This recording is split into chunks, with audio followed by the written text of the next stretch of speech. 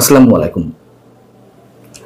প্রধান উপদেষ্টা ডক্টর মোহাম্মদ ইউনূস আবারও একটু একটু করে সুর বদলাচ্ছেন। আবার শোনা যাচ্ছে যে তিনি পদত্যাগ করতে পারেন। কবে নাগাদ পদত্যাগ করতে পারেন?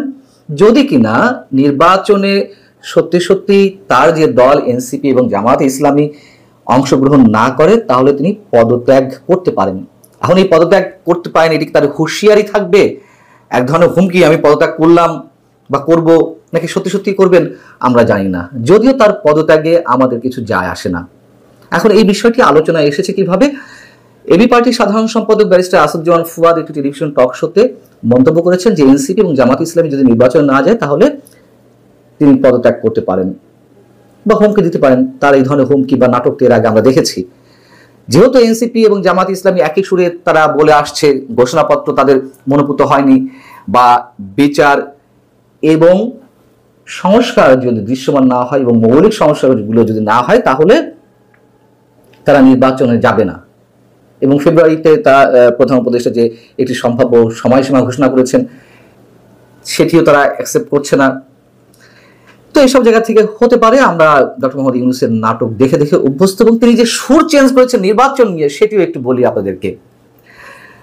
সিঙ্গাপুর ভিত্তিক টেলিভিশন সিএনএ, এই সিএনএ কে তিনি একটি সাক্ষাৎকার দিয়েছেন, এবং সেই সাক্ষাৎকারে কি বলেছেন তাও নিশ্চয়ই আপনারা লক্ষ্য করেছেন। তিনি বলেছেন যে যদি শুধু নির্বাচন দিয়ে শুরু করি তাহলে সংস্কার এবং বিচার আর করা যাবে না, নির্বাচিতদের হাতে সব ক্ষমতা চলে যাবে এবং আমরা আবার সেই পুরনো সমস্যায় ফিরে যাব। 5 আগস্ট গণ অভ্যুত্থানের বর্ষপূর্তির দিনে তিনি যে জাতির উদ্দেশ্যে ভাষণ দিলেন, সেখানে তিনি কি বলেছিলেন? রীতিমতো ঘোষণা দিলেন 2026-এর রোজার আগে নির্বাচন অনুষ্ঠিত হবে, এবং সেইভাবে নির্বাচন কমিশনকে তিনি নির্দেশ দিলেন সবকিছু আয়োজনের।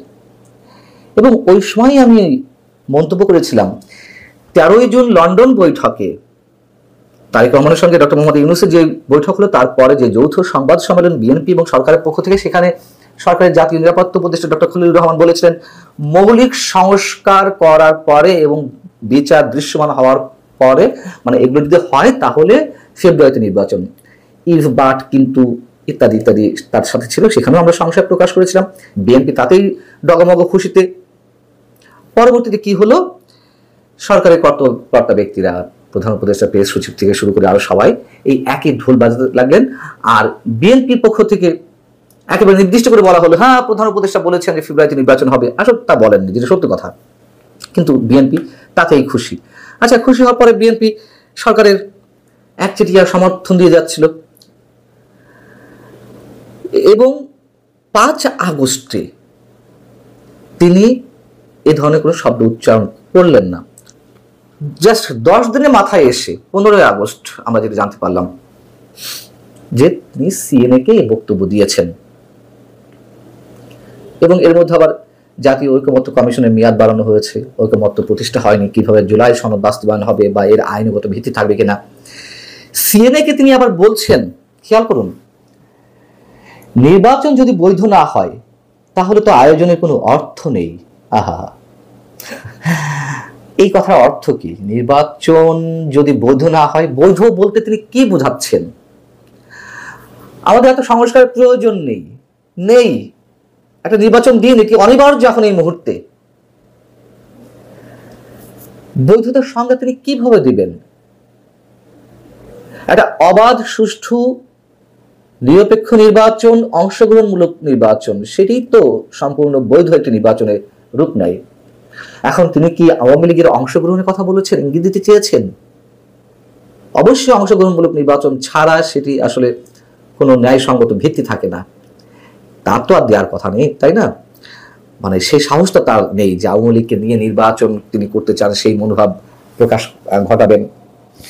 আচ্ছা, যখন 13ই জুন বৈঠকের পরে 5 আগস্ট আবার এই ঘোষণা দিলেন, তখন বিএনপি ডুগডুগি বাজাতে শুরু করলো, এবং আবারও সরকারের সবকিছুতে সমর্থন দিয়ে দিল।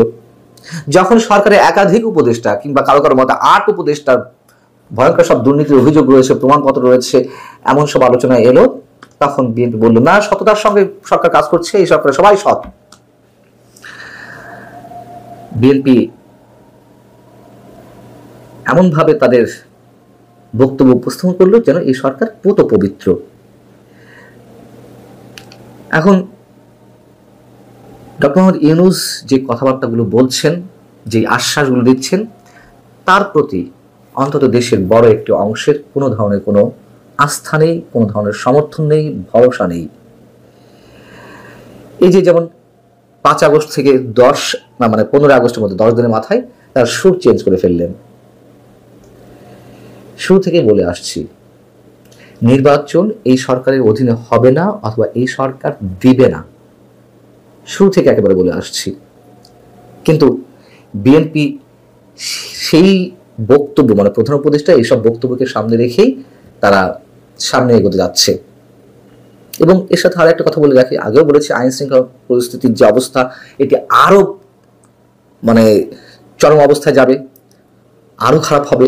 তখন সরকার বলবে যে দেশের এই পরিস্থিতিতে আসলে নির্বাচন তো দেওয়ার পরিবেশ নেই। নির্বাচন কমিশন তো অবশ্যই ডিসেম্বরে গিয়ে নির্বাচনের শিডিউল ঘোষণা করবে, তফসিল ঘোষণা করবে, তার আগে তো নয়। এবং আমি বলে রেখেছি যে এই কয় মাস যাতে নিশ্চিন্তে থাকতে পারে, রাজনৈতিক দলগুলোকে ঠান্ডা রাখতেই এ ধরনের একটি ঘোষণা দেওয়া হয়েছে। তার প্রমাণ কি মিলছে? ধরুন ডিসেম্বরে গিয়ে আমাদের কথাগুলো সত্য হলো, নির্বাচন কমিশনের পক্ষ থেকে বলা হলো বা সরকার বলল যে না, এই পরিস্থিতিতে নির্বাচন দেওয়া যাচ্ছে না, যদি কিনা আইন শৃঙ্খলা পরিস্থিতির অবস্থা আরো অবনতি ঘটবে তো বটেই, যা কিছু চলছে তাতে আইন শৃঙ্খলা পরিস্থিতির অবনতি ঘটা ছাড়া অন্য কিছু কল্পনা করা যাচ্ছে না। তখন বিএনপি কি করবে? আন্দোলন সংগ্রাম করবে, আবার আলোচনা হবে, আবার এক টেবিলে বসতে হবে। তাতে আবার কয় মাস যাবে? সিঙ্গাপুর ভিত্তিক টেলিভিশন সিএনএ কে প্রধান উপদেষ্টা আরো বলছেন যে তার নেতৃত্বাধীন সরকার আইনের শাসন, জবাবদিহিতা ও ফ্যাসিবাদ বিরোধী রাষ্ট্র ব্যবস্থা গড়ে তোলার চেষ্টা করছে তার সরকার। মানে এগুলো না, আমরা আসলে কি বলবো, খুব জুৎসই ভদ্রচিত শব্দ খুঁজে পাচ্ছি না। মানে আমাদের লজ্জা পাওয়া ছাড়া আর কিছু করার নেই। এটা নাকি এই সরকার নাকি আইনের শাসন প্রতিষ্ঠা করেছে, জবাবদিহিতা প্রতিষ্ঠা করেছে কোনো ধরনের অভিযোগ ছাড়াই। আওয়ামী লীগের যে নিরপরাধ নিরীহ মানুষগুলোকে, মানে তাদের নামগন্ধ পেলেই, আওয়ামী লীগের সঙ্গে সম্পৃক্ততা পেলেই যেভাবে গণহারে গ্রেপ্তার করা হচ্ছে, আসামিদের কোনো প্রকার জামিন দেওয়া হচ্ছে না, মিথ্যা হত্যা মামলায় একের পর এক মানুষকে জড়িয়ে ফেলা হচ্ছে, মানুষকে নানানভাবে হয়রানি করা হচ্ছে, রাস্তাঘাটে মানুষকে বিবস্ত করা হচ্ছে, একের পর এক গণপিটুনি, প্রকাশ্যে চাপ হাতি দিয়ে মানুষকে খুন করা, বাক স্বাধীনতা হরণ করা, গণমাধ্যমের উপরে মবের হুমকি প্রতিষ্ঠা করা, এসব আইনের শাসন, এইগুলো জবাবদিহিতা? এই সরকার কালা বোবা, এই কথা তো প্রতিষ্ঠিত হয়েছে, কারোর কথা শোনেও না, কিছু বলেও না। সরকারের উপদেষ্টাদের বিরুদ্ধে যে শত শত কোটি টাকার দুর্নীতির অভিযোগ, এই একটা বছর এর মধ্যেই যেসব অভিযোগ উঠতে শুরু করেছে, তার প্রমাণও কোনো কোনো ক্ষেত্রে পাওয়া যাচ্ছে। শুধু তদন্ত হচ্ছে না, সরকারি পর্যায়ে থেকে কিছু বলা হচ্ছে না, কিন্তু মানুষের কাছে তো নানান ধরনের প্রমাণ রয়েছে স্পষ্টত। তদন্তটা কে করবে? মানুষ তা তদন্ত করবে না। তদন্ত করলেই বোঝা যেত, তাও নিরপেক্ষতার সঙ্গে। দুদক তদন্ত করবে, আর সেই তদন্তের উপরে আমাদের আস্থা রাখতে হবে। যাই হোক, এবং এই সরকারের সবচেয়ে বড় যে গুণ, তা হচ্ছে সরকারের সংশ্লিষ্ট কর্তা ব্যক্তিদের অনেকেই কথায় কথায় যে পরিমাণ মিথ্যা বলেন, এই হচ্ছে ডক্টর মোহাম্মদ ইউনূসের ফ্যাসিবাদ বিরোধী রাষ্ট্র ব্যবস্থা। তিনি আবার খুব জোরালো গলায় দাবি করেন আরো অনেক কিছু বেরোবে। সুর চেঞ্জ করা শুরু করেছেন, বদল করা শুরু করেছেন, এবং সরাসরি স্পষ্টত আমরা অনেক কিছু তাদের মুখ থেকে শুনতে পাবো, দেখতেও পাবো নিশ্চয়ই। এবং এগুলো নিশ্চয়ই কোনো কিছুই আমাদের আশাব্যঞ্জক কিছু নয়, সবই আশঙ্কা যুক্ত। আসসালামু আলাইকুম প্রিয় দর্শক, আজ 15 আগস্ট। এই 15 আগস্ট নিয়ে আমার জীবদ্দশায় যে নাটকগুলো আমি দেখেছি, সেগুলো নিয়ে একটু কথা বলতে চাই। নাটকগুলো কি ছিল? আমি যখন প্রথম সাংবাদিকতা শুরু করি, তখন ছিল এরশাদের আমল, 1988, এবং তখন এটা নিয়ে তেমন কোনো মাতামাতি হতো না এবং তেমন কোনো বাধা দেওয়াও হতো না। তারপরে আমি দেখেছি বিএনপি যখন ক্ষমতায় এলো তারা এই 15 আগস্টকে তেমন গুরুত্ব দিত না, কোনো গুরুত্বই দিত না, কিন্তু তাদের শাসন আমলে আওয়ামী লীগ দলীয়ভাবে 15 আগস্ট পালন করতো, বিএনপি কোনো বাধাও দিত না। এক পর্যায়ে দেখলাম, একদম শুরুতেই নয়, তারা তো 91 ক্ষমতায় আসলো, এক পর্যায়ে দেখলাম যে 15 আগস্ট প্রধানমন্ত্রী বেগম খালেদা জিয়ার নাকি জন্মদিন, এবং উনি এইটা জন্মদিন পালন করা শুরু করলেন। এটা কিন্তু উনি প্রাইম মিনিস্টার হওয়ার আগে কোনো দিন 15 আগস্ট ওনাকে জন্মদিন পালন করতে আমরা দেখিনি, আমার মনে পড়ে না। হয়তো তখন জন্মদিন পালনই করতেন না, আমি বলতে পারবো না, অথবা ওনার কিন্তু আমি অন্য কোনো দিবসে জন্মদিন হয়েছে সেটাও দেখিনি, এটাও ঠিক। তো উনি প্রধানমন্ত্রী হওয়ার পরও জন্মদিন পালন হতে থাকলো, পাশাপাশি ওনার জন্মদিনও পালিত হতো, পাশাপাশি আওয়ামী লীগের পক্ষ থেকে ওনাদের যে দলের প্রতিষ্ঠাতা বঙ্গবন্ধু শেখ মুজিবুর রহমান, ওনার মৃত্যুবার্ষিকী পালিত হতো। এরপর যখন আওয়ামী লীগ ক্ষমতায় এলো 1996 সালে, তখন তারা এটাকে এই 15 আগস্টকে জাতীয় শোক দিবস ঘোষণা করলো এবং তখন রাষ্ট্রীয়ভাবে এই দিবসটা পালিত হতে শুরু করলো। আবার যখন 2001 সালে বিএনপি ক্ষমতায় এলো, তারা এটাকে জাতীয় শোক দিবস হিসেবে বাতিল করে দিল। তখন বেগম খালেদা জিয়ার জন্মদিবসটা বেশ ঘটা করে পালিত হতে শুরু করলো। আওয়ামী লীগ তখনও তাদের মতো করে 15 আগস্ট দলীয়ভাবে পালন করত, কোনো সমস্যা ছিল না। 2009 যখন থেকে আওয়ামী লীগ ক্ষমতায় আসলো, আবার এবার তারা কি করলো, এবার তারা 15 আগস্টকে নিয়ে বেশ মেতে উঠলো এবং এটাকে প্রবলভাবে রাষ্ট্রীয়ভাবে এই দিবসটা তারা পালন করা শুরু করলো। এবং পাশাপাশি যাতে নাকি বেগম খালেদা জিয়া 15 আগস্ট জন্মদিন পালন না করে, সেই জন্য নানা রকম সামাজিক সাংস্কৃতিক প্রেশার ক্রিয়েট করতে শুরু করলো। এবং যতই দিন গেল আওয়ামী লীগের শাসন আমলের শেষ দিকে তারা এটা নিয়ে বাড়াবাড়ি যাকে বলে, শেষ দিকে এক পর্যায়ে এমন হলো 15 আগস্ট না, আগস্ট মাসটাই হয়ে গেল শোকের মাস, এবং আগস্ট মাসকে শোকের মাস হিসেবে পালন করা শুরু করলো। ওখানে 21 আগস্টের গ্রেনেড হামলাও যুক্ত হলো। এইভাবে তারা আগস্ট মাসটা শোকের মাস, প্রত্যেকটা মিডিয়াতে আমি দেখেছি তখন তারা আগস্ট মাস শোকের মাস ঘটা করে পালন করতো, একদম 1 তারিখ থেকে। তাদের টেলিভিশনে দেখতাম ওই একটা পপ আপ থাকতো, ঘুরতো, কালো রঙের ব্যান্ড থাকতো, অনেক কিছু থাকতো, ব্যাস থাকতো, অনেক কিছু থাকতো। পত্রিকাগুলো তাই করলো, পত্রিকাগুলো ওরকম কালো রঙের ব্যাস বের করতো। কে কার চেয়ে বেশি শোক প্রকাশ করে তার একটা কম্পিটিশন তখন আমি দেখেছি। আমি নিজেও তখন একটা মিডিয়াতে চাকরি করতাম, এই দীর্ঘ সময় তো আমি মিডিয়াতে ছিলাম, আমি সবে আমার চোখের সামনে ঘটেছে দেখেছি।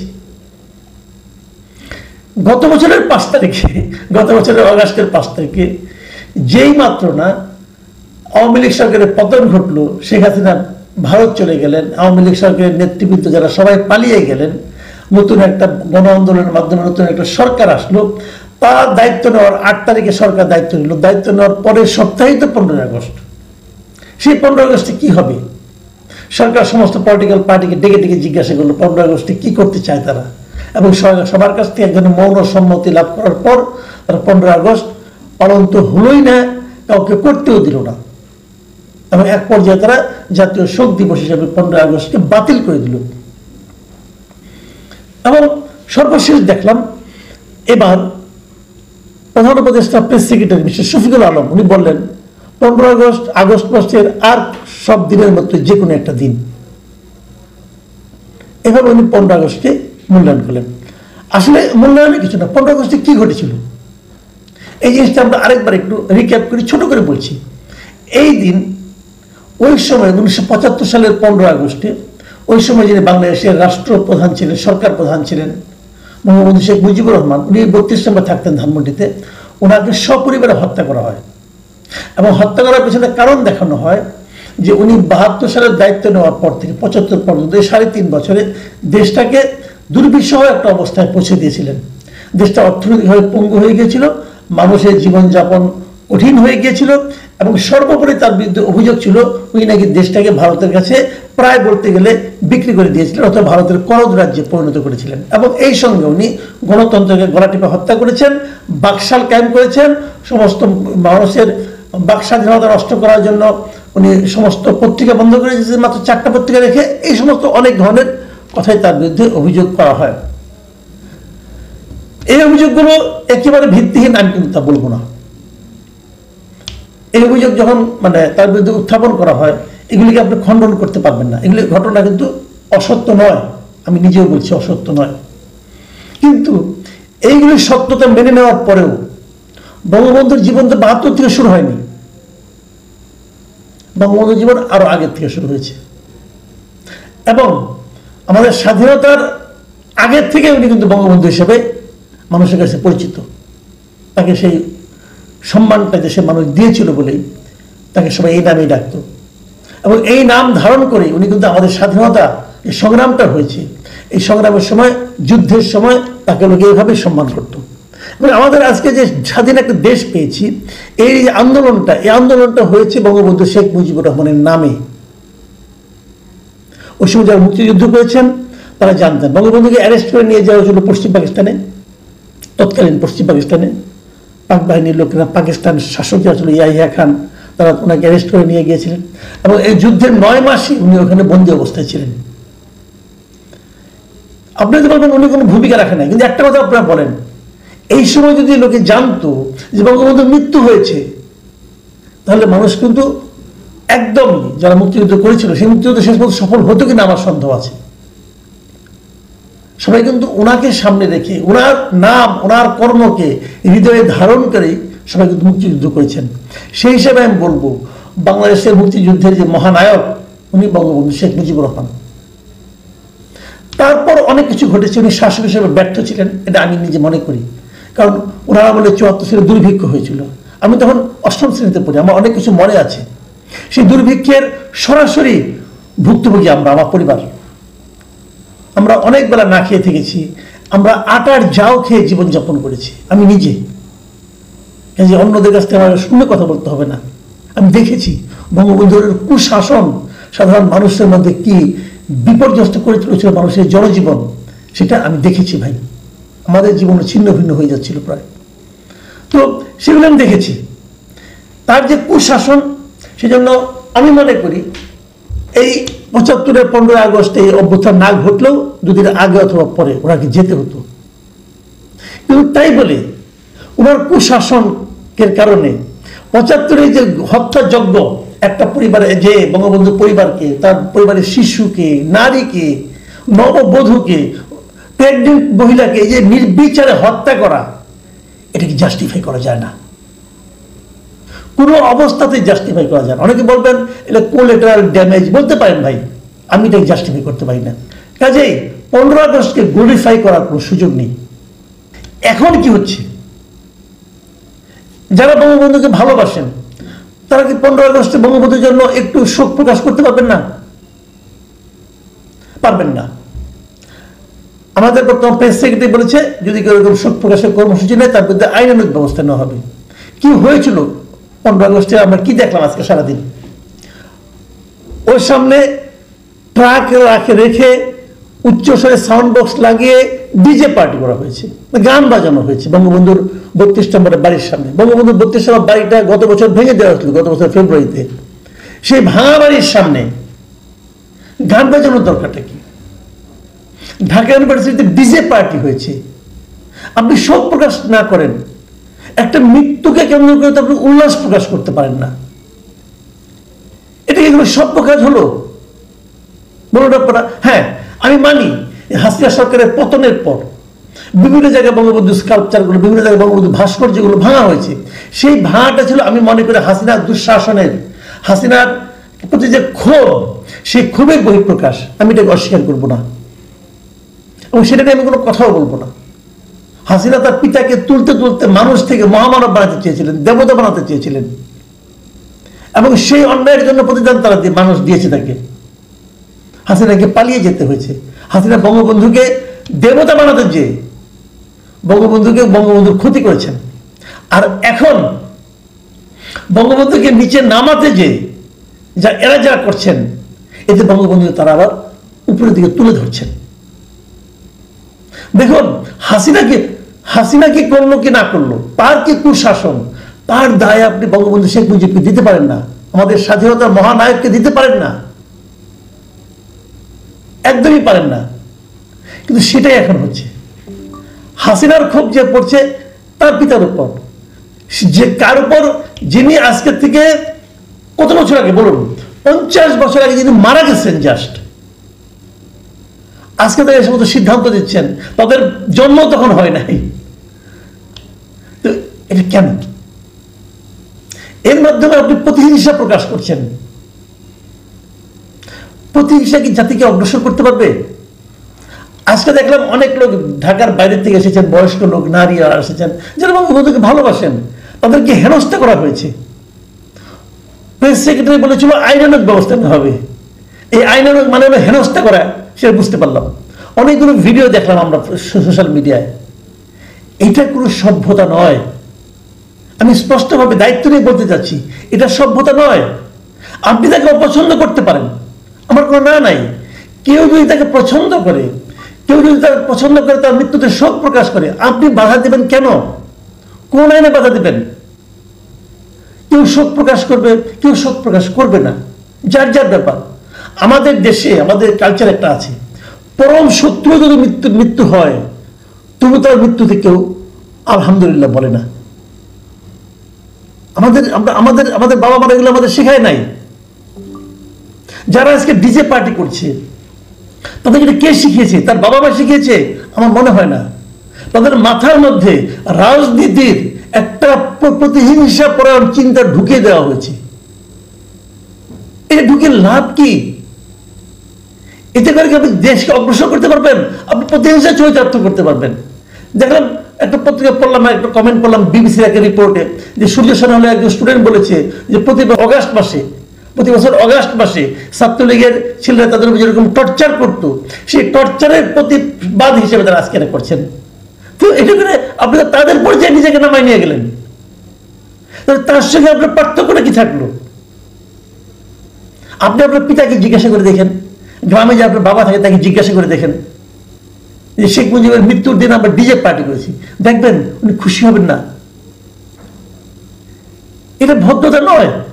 আমার কথা হলো কি, বঙ্গবন্ধুকে আপনি অপছন্দ করতে পারেন, করেন, কিন্তু তার মৃত্যু দিবসে এই লাই লাপ্পা নাচ করে আপনি নিজেকে কোথায় তুলছেন? আমার মনে হয় এই সমস্ত ব্যাপারে জাতিকে আসলে একটা ইয়াং জেনারেশনকে একটা দিক নির্দেশনা দেওয়া দরকার। এবং এই জন্যই কিন্তু ডক্টর ইউনূসকে আমরা চয়েস করেছিলাম। উনি হয়তো সবার শ্রদ্ধেয় হবেন, সবাইকে ঐক্যবদ্ধ করতে পারবেন, সবাইকে বোঝাতে পারবেন যে ঝগড়া প্রতিহিংসা এগুলো কোনো সমাধান নয়। দেশকে অগ্রসর করতে হলে সবাইকে ঐক্যবদ্ধ করতে হবে।